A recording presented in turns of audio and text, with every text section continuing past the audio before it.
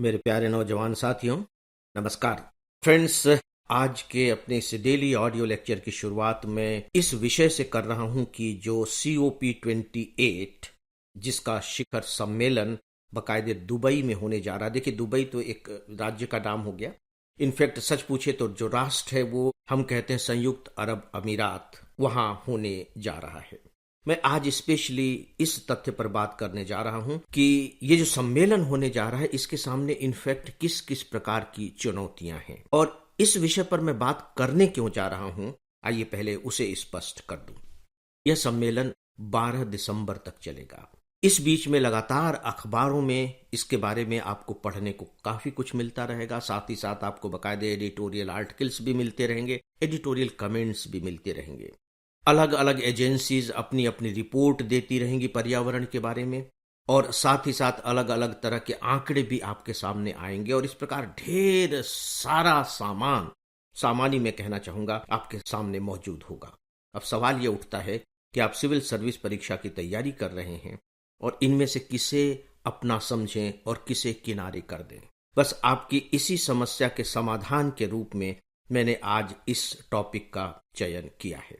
मैं इस बारे में कुछ तथ्य आपके सामने रखना चाहूंगा और यदि आप इन तथ्यों को अपने दिमाग में रखेंगे तो मुझे लगता है कि इस सम्मेलन को बहुत अच्छे तरीके से समझ पाएंगे और इस टॉपिक पर आपकी तैयारी भी इस तरीके की बहुत अच्छे तरीके से हो पाएगी कि सिविल सर्विस परीक्षा में अगर इसको लेकर के कोई भी प्रश्न पूछा जाता है, चाहे वो प्री हो या मेंस हो, आपको किसी तरह की कोई दिक्कत नहीं होगी और आपके दिमाग में पूरी स्पष्टता बनी रहेगी। तो आइए फ्रेंड्स, अब शुरू करते हैं। देखिए, ये जो सम्मेलन है ये फ्रेमवर्क कहलाता है। फ्रेमवर्क यानी कि इस सम्मेलन में जितने भी देश भाग ले रहे हैं वो इस पर विचार करते हैं कि क्लाइमेट चेंज जो हो रहा है, जलवायु परिवर्तन, उसे कैसे ठीक ठाक रखा जाए, कैसे उसे रोका जाए। और जब हम कह रहे हैं जलवायु परिवर्तन हो रहा है तो परिवर्तन का मूल कारण क्या है? परिवर्तन का मूल कारण है कि तापमान में वृद्धि हो रही है। यह मूल कारण है। फिर सवाल उठता है कि इस तापमान में वृद्धि होने का मूल कारण क्या है? तो उसका मूल कारण है बस ग्रीन हाउस गैसेस का उत्सर्जन। यानी कि जो ग्रीन हाउस गैसेस हैं वो बहुत ज्यादा हम उत्सर्जित कर रहे हैं, इमिशन कर रहे हैं, निकाल रहे हैं। ग्रीन हाउस गैसेस कैसे निकलते हैं आप बहुत अच्छे तरीके से जानते हैं और शायद आप ये भी जानते होंगे कि जो ऑयल है, पेट्रोलियम पदार्थ और जो गैस उद्योग है, ग्रीन हाउस गैसों के उत्सर्जन में 75% कंट्रीब्यूशन केवल इनका होता है, तेल और गैस उद्योग, राइट। तो सीधी सी बात है कि अगर हमने किसी तरह से इसे प्रतिबंधित कर लिया तो तापमान ठीक ठाक हो जाएगा और यदि तापमान ठीक ठाक हो गया तो क्लाइमेट चेंजेस पर जो प्रतिबंध लगने चाहिए या जो बहुत ही नुकसानदेह है उस स्थिति तक पहुंचने से हम उसे रोक सकेंगे, राइट। अब मैं आपको बताना चाहूंगा सन 2015 के पेरिस सम्मेलन के बारे में।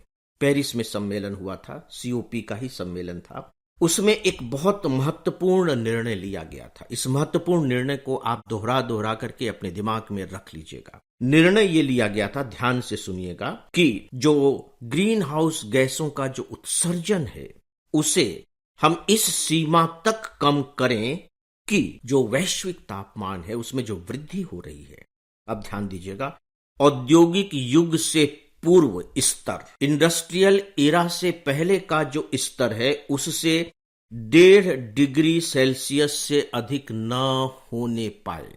यहां दो सबसे इंपॉर्टेंट वर्ड हैं, प्री इंडस्ट्रियल एरा, पूर्व औद्योगिक युग। तो ये पूर्व औद्योगिक युग क्या है? जब आप इतिहास में पढ़ेंगे औद्योगिक काल तो पता लगेगा कि 1750 के आसपास से औद्योगिक काल की शुरुआत हो गई थी, क्योंकि उसी समय बहुत सारे इन्वेंशंस हुए हैं। लेकिन यहां जो हम प्री इंडस्ट्रियल एरा कह रहे हैं ये लगभग 1880 और 1900 के आसपास माना जाता है। देखिए, पहले तो मशीनें बनी, धीरे धीरे उनका विस्तार होता चला गया, लेकिन सन 1900 आसपास के बाद से बहुत तेजी के साथ ये इमिशन होने लगे, जिसे हम ग्रीन हाउस गैसेस कह रहे हैं। तो मोटे तौर पर कह लीजिए कि 1900 से पहले का जो तापमान था उससे 1.5 डिग्री सेल्सियस से ज्यादा न होने पाए। और अब तक क्या हो गया है? 1900 के बाद से हम यहां तक पहुंच गए हैं ना, लगभग 125 साल तो हो गए हैं। 1.1 डिग्री सेल्सियस बढ़ चुका है। हमारा कमिटमेंट क्या है कि 1.1 से अधिक न होने पाए, यानी कि हम लगभग उसके आसपास पहुंचने वाले हैं। ये पेरिस सम्मेलन की बात थी। ये आपके दिमाग में बहुत अच्छे तरीके से मौजूद रहनी चाहिए, क्योंकि इसके बिना कोई भी आंसर आपका पूरा ये मान करके चलिए कि होगा ही नहीं। तो ठीक है, पेरिस सम्मेलन में ये एक तरीके से सभी सहमत थे इस बात पर कि भाई इसको 1.5 डिग्री से ज्यादा नहीं बढ़ने देना है। और एक बात और थी, अब कैसे नहीं बढ़े, तो आपको कुछ कमिटमेंट तो करने पड़ेंगे। एक फ्रेमवर्क तैयार किया गया, एक रूपरेखा तैयार की गई, और उस रूपरेखा में जो दूसरी महत्वपूर्ण बात थी वो थी कि सन 2030 तक जो हम ये उत्सर्जित कर रहे हैं गैसेस, इसमें हम 43% तक कटौती करेंगे। तो एक फ्रेमवर्क तैयार किया गया कि अगर इस तरीके से हम चलेंगे तो कुछ समय के बाद तक हम जो कमिटमेंट कर रहे हैं कि 1.5 से अधिक न बढ़ने पाए, तो उसे हम पालेंगे। 2030 तक 43% की कटौती। और मजेदार बात यह है कि अभी जिस स्तर पर कटौती की जा रही है, नहीं ही की जा रही है। और 8 सालों में सच पूछे तो अगर यही कटौती होती रही तो पता नहीं कब तक ये हो पाएगी। कोई ज्यादा कटौतियां हुई नहीं है। तो दोस्तों, ये हमारा कमिटमेंट था पेरिस सम्मेलन में। तो सीधी सी बात है कि अब जो दुबई में सम्मेलन हो रहा है उसमें 2 सबसे महत्वपूर्ण एजेंडा हैं। नंबर 1 कि जो हमने अभी तक अपना लक्ष्य निर्धारित किया था उसका जरा जायजा लिया जाए कि हम उस लक्ष्य को कितना पा सके हैं, और दूसरा है कि अब आगे किस तरह के उपाय किए जाएं। जब मैं कह रहा हूं कि आगे किस तरह के उपाय किए जाएं, तो फिर आपके दिमाग में एक बहुत ही महत्वपूर्ण तथ्य बिल्कुल बैठ जानी चाहिए, और वो ये कि समस्या कहां पैदा हो रही है, क्यों हम कटौती नहीं कर पा रहे हैं, कौन है वे लोग जो कटौती करने वाले हैं। अमेरिका और चीन सबसे ज्यादा उत्सर्जित करते हैं, और दोनों देशों के राष्ट्रपति इस सम्मेलन में नहीं आ रहे हैं, जिसके कारण पूरी दुनिया चिंतित है। तो आप देखिए कि हमारे कमिटमेंट देखिए भारत का, कि हमारे प्रधानमंत्री जी वहां जा रहे हैं। ये भारत का कमिटमेंट दिखाता है कि हम जलवायु परिवर्तन के प्रति कितने चिंतित हैं। तो ये 2 देश नहीं आ रहे हैं। यहां जो संकट है, सच पूछिए तो जो डेवलपिंग और अंडर डेवलप्ड कंट्री हैं उनका वर्सेस विकसित राष्ट्रों का है। सबसे ज्यादा औद्योगिकरण कहां हुआ है, सबसे ज्यादा गैस उत्सर्जित कौन कर रहे हैं? विकसित राष्ट्र। बिल्कुल, विकासशील देश तो उतना उत्सर्जित कर नहीं रहे हैं, लेकिन जो जलवायु परिवर्तन है उसका खामियाजा तो सबको भुगतना पड़ रहा है। तो जो विकासशील देश हैं, जो गरीब देश है कह लीजिए, जिसे आप ग्लोबल साउथ कह सकते हैं, ये ज्यादा अच्छा शब्द होगा, ग्लोबल साउथ, उन देशों की मांग ये है कि भाई आप सबसे ज्यादा उत्सर्जित कर रहे हैं, आपके पास हाई टेक्नोलॉजी है, आप इसे नियंत्रित करने की कोशिश कीजिए और हमें धन दीजिए, ताकि हम भी अपने यहां जो कुछ भी थोड़ा बहुत कर रहे हैं उन्हें नियंत्रित कर सकें। और आपको धन देना चाहिए, क्योंकि आपका खामियाजा हम भुगत रहे हैं। कभी कभी वो मान जाते हैं कि ठीक है हम देंगे, मानने के बाद फिर उन्होंने अभी तक कभी पैसा नहीं दिया, वो धन देते ही नहीं है। जैसे कि इससे पिछला जो सम्मेलन हुआ था, मिस्र में हुआ था, COP27, उसमें बकायदे एक फंड बनाने की बात कही गई, सहमति हो गई कि एक कोष बनाया जाएगा। उस कोष में कोई पैसा ही नहीं आया। तो अब फिर कैसे बात बनेगी? बात नहीं बन पा रही है। ये बात कैसे बनेगी, इसके बारे में भी कोई निश्चित तौर पर कहने की स्थिति में नहीं है, क्योंकि विकसित राष्ट्र वहां हां तो कह देते हैं, लेकिन बाद में उन पर कोई कार्यवाही नहीं होती है। तो दोस्तों, जो मुख्य चुनौतियां, जो सबसे इंपॉर्टेंट पॉइंट हैं, वो मैंने यहां आपको बताए हैं COP28 के बारे में। आप इसी संदर्भ में जो बातचीत होंगी, जो आर्टिकल्स आपको पढ़ने को मिलेंगे, यदि आप उन्हें जानने की कोशिश करेंगे, तो मुझे लगता है कि शायद आप अपनी तैयारी के साथ सच्चा और सही न्याय कर पाएंगे। अदरवाइज तो चीजें आपके सामने इतनी आएंगी कि आपको उलझाने के लिए चीजें पर्याप्त होंगी।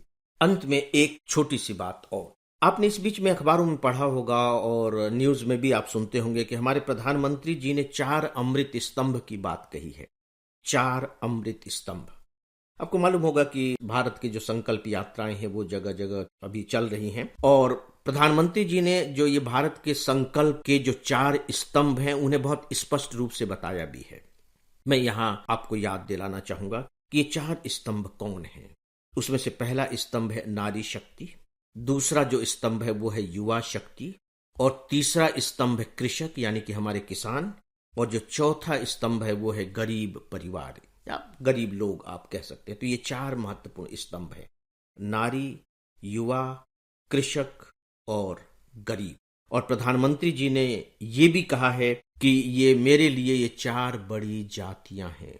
तो 4 बड़ी जातियां इन्हें बता करके एक प्रकार से उन्होंने भारत की जो जाति पद्धति रही है, जो कास्ट सिस्टम है, उसके बारे में एक नई बात कही है, एक नया अप्रोच दिया है। तो मुझे लगता है कि आर्थिक विकास की दृष्टि से इन चारों का विकास किया जाना चाहिए, और साथ ही साथ सामाजिक परिवर्तन की दृष्टि से भी उनकी ये बातें काफी मायने रखती हैं। इन पर विचार कीजिएगा, और जब भी कोई आर्टिकल अगर आपको पढ़ने को मिलता है तो उन्हें थोड़ा सा ध्यान से भी पढ़िएगा। तो दोस्तों, आज के समाचारों के बारे में बस इतना ही। इसी के साथ ही फ्रेंड्स, अब आज के इस डेली ऑडियो लेक्चर को यहीं समाप्त करता हूं।